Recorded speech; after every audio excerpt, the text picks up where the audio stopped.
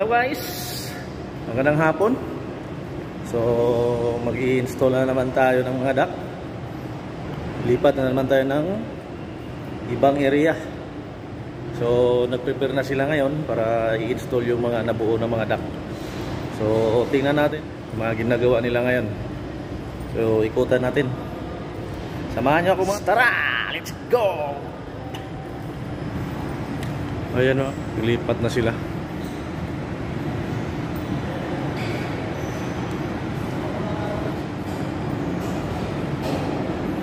So dugtungan natin ang konektor yan para dumikit doon sa dulo.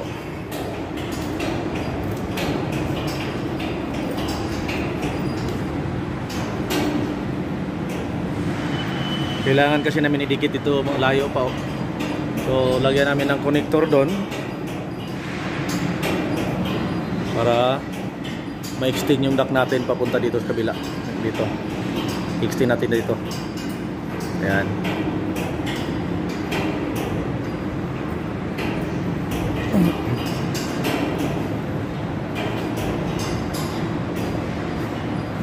Ito kasing bunganga na yan dito, yan papunta at saka dugtong papunta dyan. Yan.